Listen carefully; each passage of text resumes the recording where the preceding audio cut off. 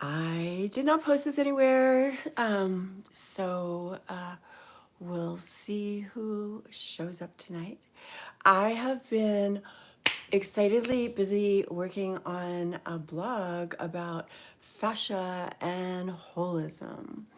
So I look forward to sharing that with you. And I actually might read that live. It's a little tricky to both read and look into the camera because, you know, if somebody's talking to me, I kind of want them looking to me too. But so maybe I'll figure out a way to use visuals, such as one evening I took an orange apart and explained how the fascia of the orange, and made the correlation between the fascia of the orange and the fascia in our bodies, and how it all starts in the navel and grows out into the different parts. So, yeah. Something else I've been diving into deeply and just excitedly lately is thumb pulling. Thumb pulling, thumb pushing, zygo pulling, taping, massaging, all that kind of stuff. Because I had braces in the dark ages of orthodontics, and like, turns out a lot of my headaches and breathing problems have to do with that. So it's becoming a big conversation, and I think links very well with Dr. Mike Mew and the mewing concept. Hi. So I will be bringing all that together. I am most known for body optimization, more from the neck on down. Posture is a thing because it helps bodies be optimized, but I do scientific stretching to help you own a range of motion into which you can strengthen, and so my hundreds of videos that are currently up for you to enjoy whenever you want are mostly about that. But ooh, hi. So, are you a golfer? Because the very first video I put on my YouTube channel, well, I got somebody to put on there for me. The very first video I shot for my YouTube channel was hip rotation, because everyone needs that. Every court, field, non-court, non-field sport, every body needs that. Whether you have back pain, whether you have, thank you, whether you have back pain or want to perform better or just want to feel better. My live is really bad. Oh, I'm so sorry. Do you mean the light quality or sound quality or what? I mean, I'm open to improvements, and unfortunately well, for whatever, the chat doesn't stay here, but you can drop me all my informations in the channel. I would love to improve. I am barely learning how to click around in here. So I'm doing it on my iPhone, which allows it to be in the shorts feed, or like, I don't know, it has a special place if I do it vertical. So yeah, did you so I highly suggest that you the golfer, and everyone honestly, click on my glute max stretch. So oblique glute max is the first video I put up. It was supposedly professionally shot, but then he said we're going to add the words later, and I didn't know if he'd get the words in the right place. You literally do not have to speak English to do this video, because I am pantomiming and pointing, and I'm wearing stripes, so you can pretty much just follow it from sign language. But glute stretching is super important, because if you don't have hip rotation, you're going to take everything in your knees and your back. So yes. Thank you, Alberto. Thank you, people, for dropping in. So would you like to do some some stretching with me. I mean, it's in this smaller setting. I probably should use the MacBook at some point so I can have more space, but the iPhone is small and I want to be close to the camera. So I want to do something upper body. Any requests? Neck, shoulders,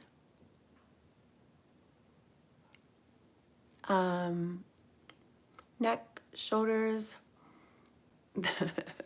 I have new content coming out about thumb pulling, but I am not going to test it out here. It looks kind of weird, but it's super good. Oh my gosh. Being able to not have headaches is amazing. All right, so is everyone seated comfortably? Because what I'd like you to do is perch on the front of your sit bones. So the very front of your sit bones. If you sit on the back of your sit bones, it is a slippery slope to slouching. Then you're not going to be breathing right. You're not going to be breathing well, and everything else is going to be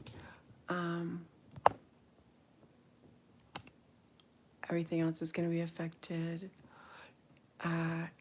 So if you're perched on the front of your sit bones on a flat surface, it sends a signal to your system to be upright. That's what we want. There can be a learning curve if you're not used to sitting well, but that's what we want. So perch on the front of your sit bones, and then think of your spine as the center pole. And we are just going to literally rotate around that. So lengthen out the crown of the head, slide the back of the skull back, ding, and now big breath in, and exhale, and rotate your torso. Inhale, come back to the center, and exhale, and rotate again. And so this stretching is based on a Nobel award-winning science. We do short repetitions, we do repetitions like you do in any other form of training, okay? And so they're 1.5 to 2 seconds long. So again, and exhale and rotate. And again. And exhale and rotate.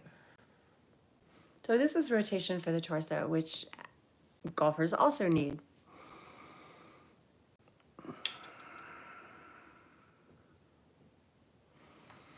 And just due to radio silence, we're going to switch to the other side.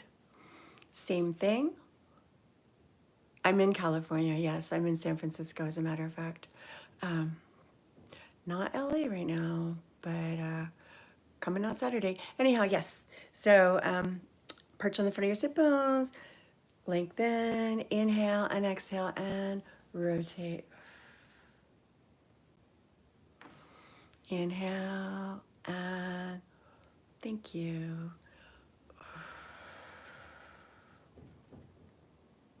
See, stretching and healthy living works.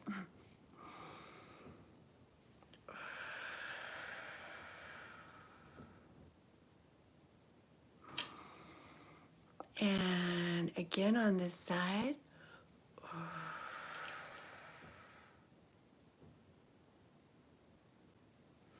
Beautiful. So you can do the same thing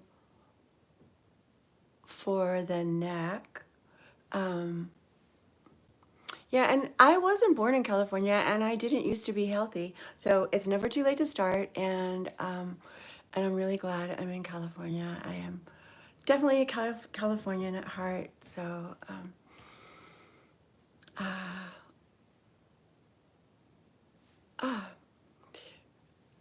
let's do some shoulder rolls. I'm gonna turn this a little, and don't be shy. Tell me if you have suggestions for how I could improve this, or requests. Please let me know. But we're gonna shoulder circles and work with your breathing.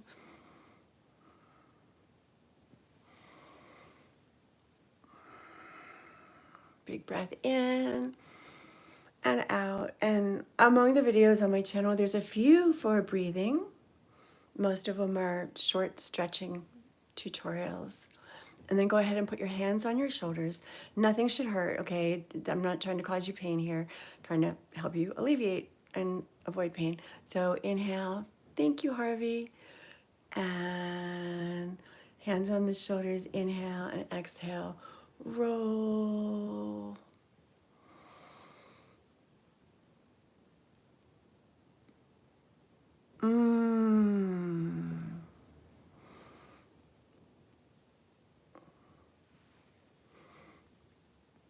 Okay, so my spine has, someone's requesting spine separation, decompression, stretch.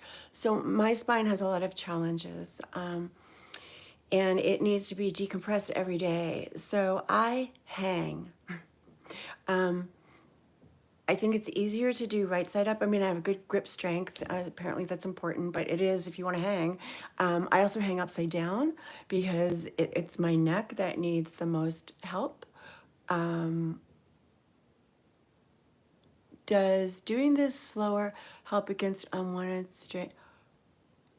Yes, yes, yes. Taking breathing breaks on a regular basis, circling your shoulders, just taking time to check in with your center. I have some content on that. I'm going to, okay, so I've stopped showing the whole room because people tend to go in the wrong direction for this, but it's a request and I honor requests for health and healing. And so let me try to arrange this. It's gonna mess with the light and everything, but I don't know if you can see this, but I have this thing. I have this thing that you can't see my hands, but I am grabbing on here, and oh, I look like I weigh 80,000 pounds, right? But that's just the shirt. It's just the shirt. So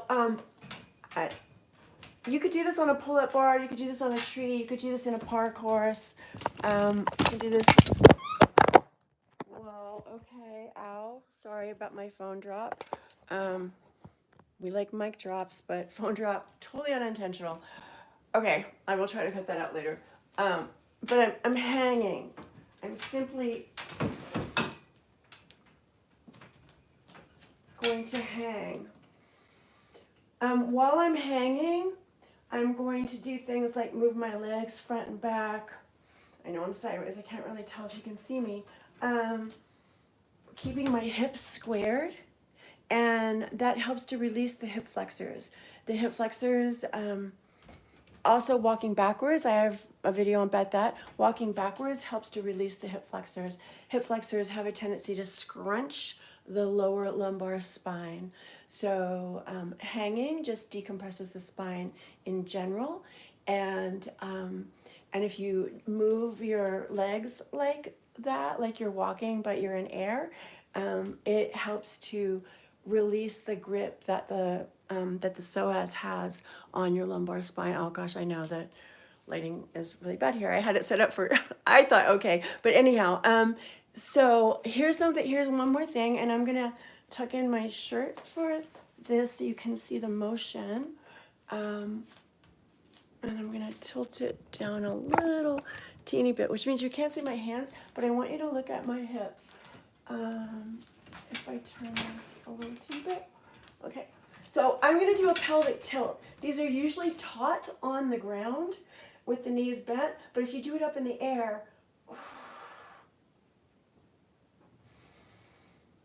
hopefully you can see this action. So it's not knees up, that's using the hip flexors. That's kind of maybe not what you want. But if you just do the pelvic tilt where you're tilting using your low abs to pull, see how if I use my low abs to pull that way, I'm lengthening my low back that way. So active isolated stretching is based on Sherrington's law, for which he won the Nobel Prize, and Sherrington's law of reciprocal innervation and inhibition is a wonderful, wonderful thing. So you can apply that. Sorry, and there goes the sound too. You can apply that to really anything. I've tried integrating walking backwards, horrible balance, so it's still hard. Oh, balance is learned and relearned, forgotten and relearned. So keep working on it. I mean, walk someplace nice and safe and smooth that you know it first. I mean, I like to do hills, but I definitely didn't start there. You want to start safe. I often do that with my clients. I'll have that be one of the first things that I do. And then I ask them what they notice. I don't tell them what I'm doing it for. I ask them what they notice. And one of my favorite answers was, well, I notice I'm paying attention. And I'm like, you should do that when you're walking forwards too. But, and sometimes people are using, I'm going to stand up again. Sometimes people are, where is my camera crew? Sometimes people are moving from just the lower leg backwards. They're not actually moving from the hips backwards. They're just moving that part backwards. But you really want to, swimming and walking should be from the hips. So, and when you walk backwards, it also increases your ability to walk frontwards better. It increases your ability to have more follow through of the back leg. So that back leg should be a trailing leg. It should be behind you as your body goes forward. Whether you're walking or running or anything like that. Let me get closer to the camera and light. Any more questions here? I look like your physics teacher. Horse kicks while walking. I'm not really sure what that means. Is that what it looked like when I was trying to show you my lower leg?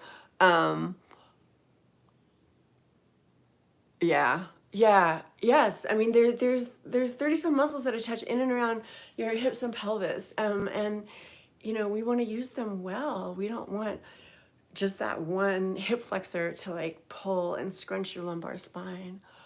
I don't know what you mean. Bridges are actually really good too if they're done correctly. If you do a glute bridge with good alignment, don't let your knees wing out. Activating your glutes in that way also helps to free up your hip flexors. Now, you'll probably only come to a 180, but since a lot of people aren't even in a 180 walking down the street, that's going to be somewhat of an improvement, and it strengthens your glutes.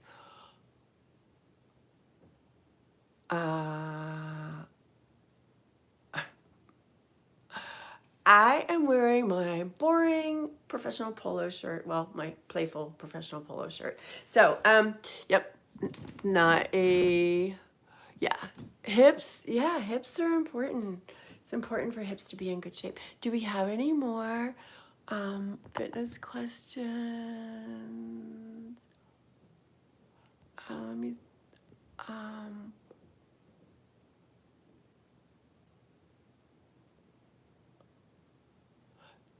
Okay, a posture question. I love posture questions. I have a new word to put on my banned list. Okay, so 6'4". How can I correct? Okay, so this is the easiest thing in the world, except for taking the camera and the lighting with me. But all you need to do, my friend, is check in with a wall multiple times a day. So here I am. Oh, horrible light. Okay, sorry about that. And just up against the wall. So my heels aren't quite on the wall because, I have to leave room for my butt. But I have even footprints. My butt's on the wall. The back of my head is on the wall. And for me, because my spine is challenged, what I need to work on is getting my ribs to slide back, because I used to be a knee locker, which is really bad for your back and your neck and everything else. But and I intend to come out with a 3 weeks to great posture series, but I've been working on a couple other things right now. But I know I'm such a posture geek, and I help people with that all the time. You'll actually see my one and only advertising video is so far out of hundreds of free content is someone who I helped move beyond kyphosis and scoliosis in her 60s. Okay, so this stuff works. This stuff works. Technically, I am a personal fitness trainer, but obviously I have geeked out on stretching, and I provide continuing education credit for other trainers and coaches and chiropractors and nurses and doctors and who else, massage therapists, to learn this type of scientific stretching that feels great and achieves amazing results. So there isn't really a professional category that covers what I do. I don't know, maybe I'm a content creator, but I create content based on the healing modalities that have helped me and so many people that I know. So tall people are a little bit challenged because you're always talking to short people. I mean, we're not necessarily short, but compared to you being tall, we are short. So just go ahead and be a tall person. Like learn your posture, own your posture, and then if you want to talk to a short person and show empathy, squat down. Squatting's good for you. Why not? Chairs are not, chairs, and you just have to know that those challenges are going to be there and be ready to meet them. So you need to make your own posture rock solid so that you can adapt, be like a willow, right? Bend in the breeze. And but checking in with the wall will let you know that if you you lean forward when you walk. Do you lean forward because you're in a hurry or because you're slightly flexed at the hips? Because that would be my guess. Yes, flow like water, exactly. I see a lot of people have super tight hip flexors. And most of the stretches I see for hip flexors are not, well, scientific, for one thing. And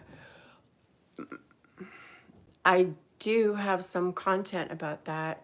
Might have been in one of the lives that is quiet right now, though.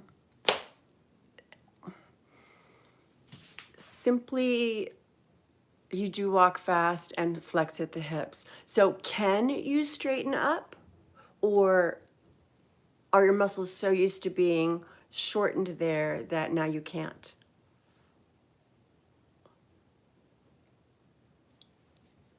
Bear Hugs, what a great name. I love Bear Hugs. Yeah, well, then, I mean, if you want it to, I don't know how young you are, but like if you want it to, it's going to be better for you. And, the younger you are when you fix it, the easier it is, because sure, you can fix it in your 60s, but at 24, okay, well, that's awesome. What a great time to learn this. All the, most of the thumb pulling community is like people almost your age, right? And I have learned so much from them. Okay, so, well, stay healthy, and when you have a disease, it's just important to stay as extra healthy. Like often it's a wake-up call. I had one, and it just inspired me to stay really healthy, and then they found a cure. So I wish that for you. So back to my field, which is slow down if you catch yourself being flexed at the hips, if at all possible, if it's safe and you won't lose friends over it or run over, little old ladies or something, stop and walk backwards, because that will activate your glutes. Activating your glutes will help release your hip flexors. Releasing your hip flexors will just encourage you to be more upright. Just really try to be upright. If you watch the best runners in the world, sure, they might be like crushed over at the starting block, but then they're boom, and they are upright. They are tall and centered. Their torsos are. They're pumping, and their legs are flying. They're going frontwards, but if you watch, their legs are following through behind them. So think about that. Also, when you are wow. Congratulations. Congratulations for taking your health seriously and turning it around like that. Wow. Okay, I know this probably sounds like radio silence if you're watching this later, but just the most impressive, inspiring chat just got dropped into the conversation, and just thank you for sharing that. I love when people take dominion over their health. They take their health into their hands, and they make the changes that they know will give them their best life. So thank you for sharing that. What kind of working out do you do? I mean, I used to teach aerobics when I was a little bit older than you, but I do serious strength training, and I dance and have fun, hike. Wow. Yes, absolutely, absolutely.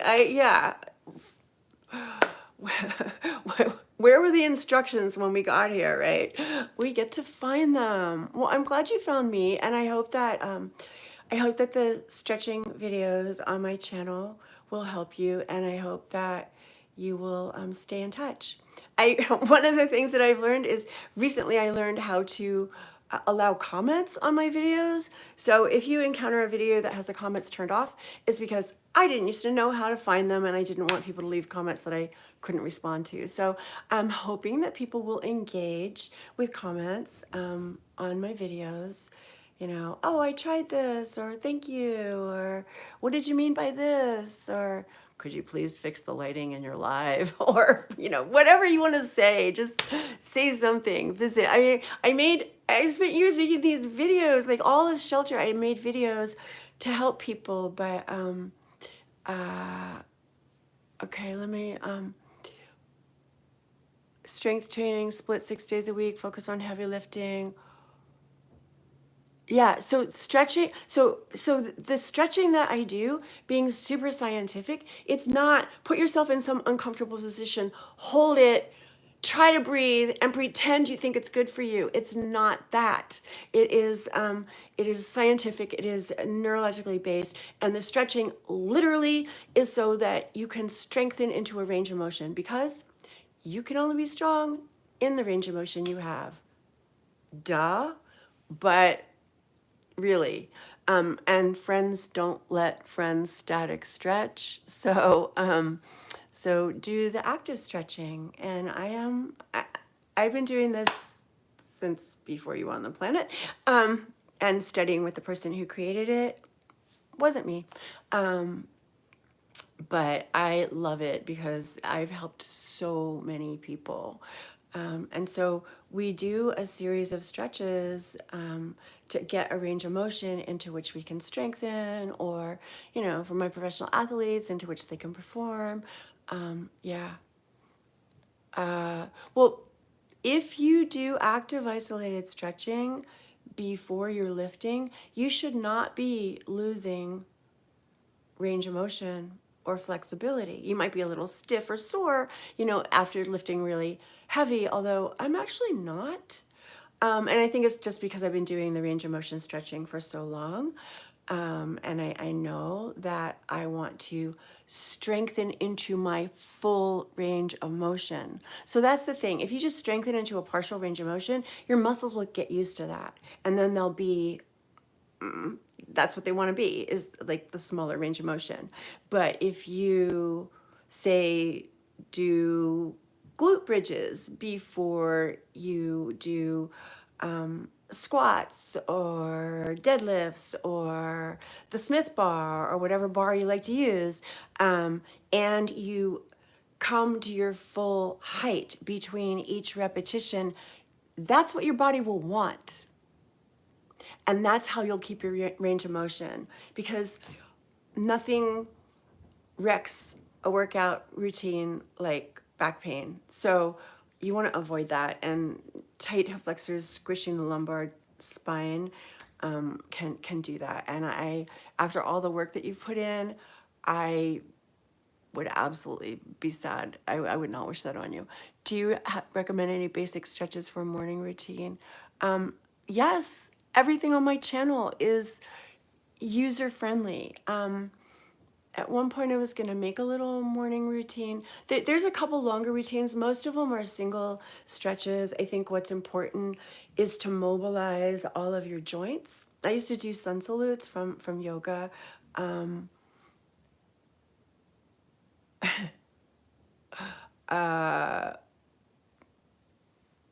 Good. Oh, wow. Well, hello in the UK. What time is it there? Isn't it kind of like opposite of our clock? I was in an industry magazine that comes out of the UK a couple years ago. Spa Business and Health Club Management, 3 a.m. Oh yeah. Yes, there is ways to increase synovial fluid in the joints. So let me hold that for 1 second while I finish, because I do jump around a lot. So you want to get mobilization of every joint in the body, especially the major joints and the ones that are likely to be stressed in modern day. And so that would be your shoulders and your neck and your hips, okay? And so if you do shoulder circles, I've got a back on this chair. If you do shoulder circles, but then also do that, it's really good because it opens up your lymph here too, opens up your breathing. So that's good because, you know, you don't want to be this person. If that person weren't holding a phone, you would think they were horribly depressed. And then stand up and walk backwards. Seriously, because the simple act of walking backwards is going to help you open up your hip flexors. I don't know why I'm getting IG notifications here right now. Okay, so thank you. And then I promise, synovial fluid. Okay, synovial fluid is the lubrication in our joints. And movement is how we activate it.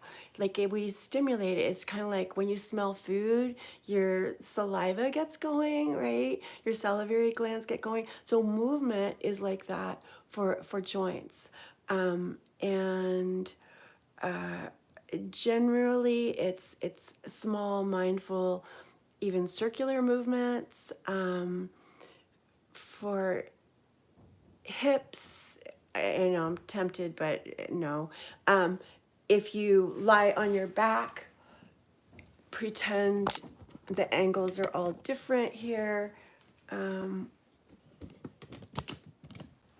Pretend I'm lying on my back instead of sitting. And so if I have my hands here and I'm circling my shoulders, but keeping my arms straight, circling my shoulders, but keeping my arms straight, then my femur, my thigh bone, is going for a little ride inside its socket. And that stimulates synovial fluid in the hip joint. How about that?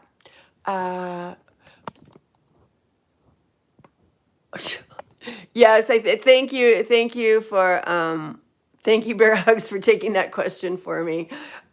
Yeah, exactly. It's true. It's true.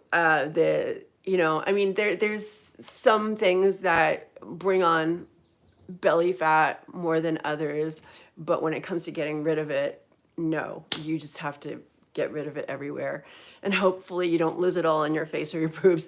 Um, um, but yeah, that's not my main issue. My main issue is staying stable in a bendy body. So why do I do stretching? Because the stretching refreshes tissues. It opens the range of motion into which we can strengthen.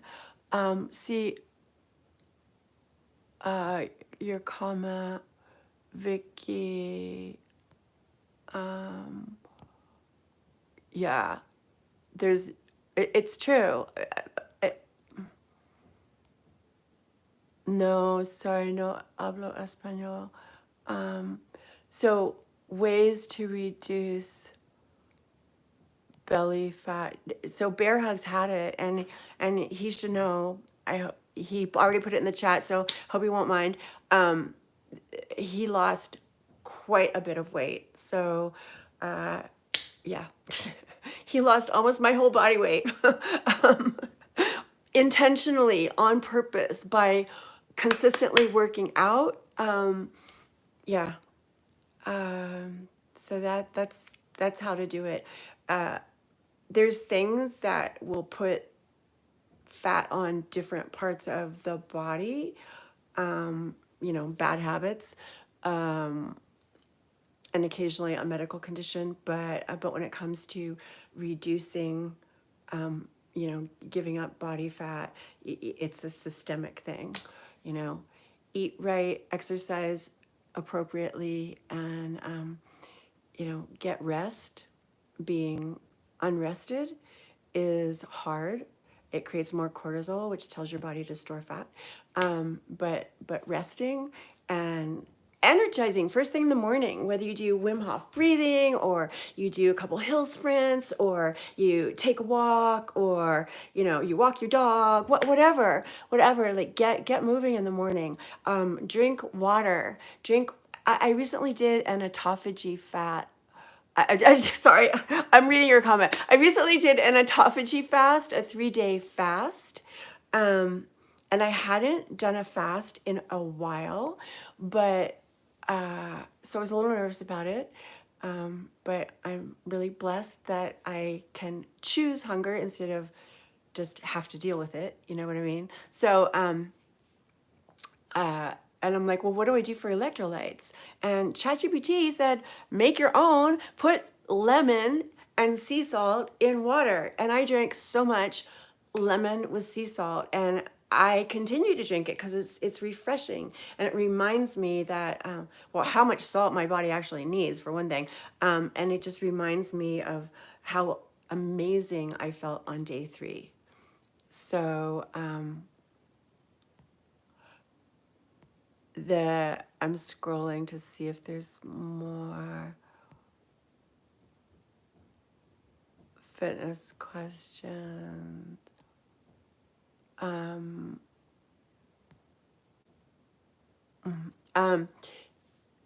so some people do fasting to kickstart weight loss. That is not why I did it. I did it to clean up inflammation. But Mindy, sorry, Mindy Pelz, because I keep pronouncing her name wrong because I've not heard it pronounced. She wrote Fast Like a Girl. She has a program for that. So working with your cycles is a consideration if you're young enough to be having them. Oh God. Thank you, Bear Hugs. I didn't see the creepy guy. It's funny how I just like, yeah, I'm oblivious to, yes, I am. So the first couple of days of fasting, not eating, intentionally not eating, I was hangry, whatever. But your body is cleaning up stuff. It's cleaning up broken mitochondria, misfolded proteins, inflammation, all that kind of stuff. And just when you think, okay, well, I'm just dealing with the hunger because, you know, I chose this. And then day 3 happens, and all of a sudden I felt amazing. And just going through that process actually, I think makes me, I certainly was mindful when I broke the fast. I broke it with avocado and then some amazing eggs, and but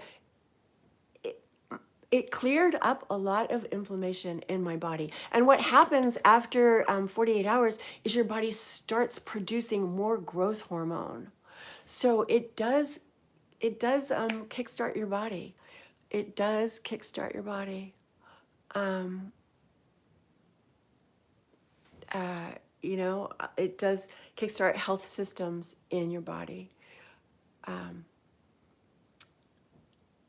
so yeah, being, you know, it helps make it easier to be mindful about what you eat. Trauma makes us grow. Yes, sometimes, not at the time. Sometimes, yes. Um, yeah. My first live before I knew to block certain words and phrases. And now I have a few more to block. Um, any more fitness questions, you guys? Because this might have been my longest live. And um, thank you, Thunderflash. I hope to see you all in the comments of my videos. I have a second channel too devoted to back pain. It's just getting started. And there's more content, how to improve stretching, use active isolated stretching, use AIS, which is, there are hundreds of free videos on my channel that I actually shot with better lighting and other professionals to teach you how to do these. Um, mm,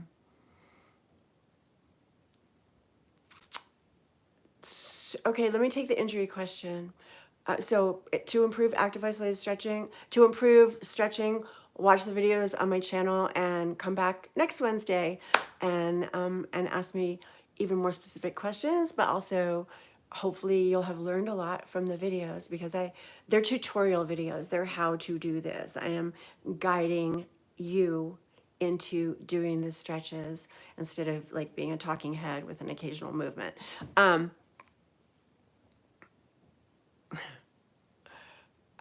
So injuries, do you want to tell me a little bit about, because I've had a lot of injuries too. Injuries suck. And you want to restore function and range of motion. So active isolated stretching not only prepares you for movement, you know, because you can only be strong in the range of motion you have, but it also helps to clean up, you know, the residue of old injuries, whether it's fascia that got globbed together or, you know, tendonitis or, you know, that's kind of my specialty, especially hands-on. There should be a link that you can, if you want to do Zoom sessions with me, there should be a link. And my website is the same name as my YouTube channel, Stretching by the Bay. There's definitely links in there. I'm trying to get better at links. But I do privates, one-on-ones, and how to avoid being lazy. Um, ooh, because this is not a dress rehearsal. This is not a dress rehearsal. And earlier someone shared that their healthy habits, wow, sorry, that their healthy habits just made every aspect of their life better. And I can only imagine that it does. I mean, I've been in fitness for decades, so I know that it does. Spine broken in, oof.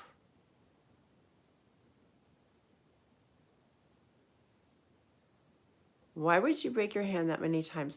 Okay, so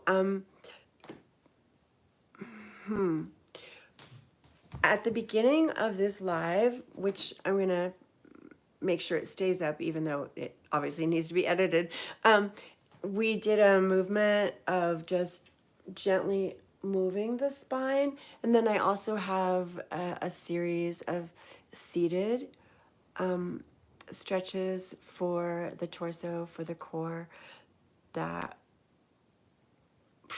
yeah, scar tissue. Yeah, so that I would highly recommend for you. The active isolated stretching is very gentle. It helps to open up the fibers so that nutrition can get in. When you have a lot of scar tissue, when you have a lot of scar tissue is tough to open, but not impossible.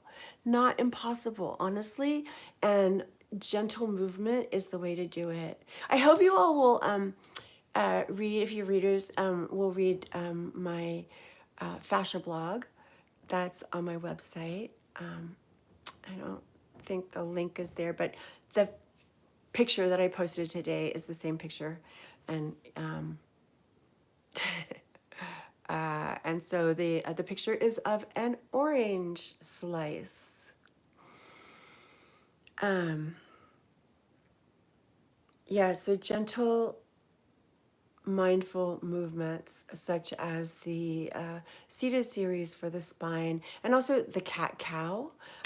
If you can be on your hands.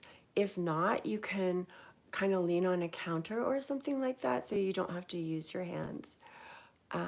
Yeah, no, I've had a strange life too, but I love my life now, and I like to share the love and the joy. So that's why I do this. Thank you all so much for dropping in, and please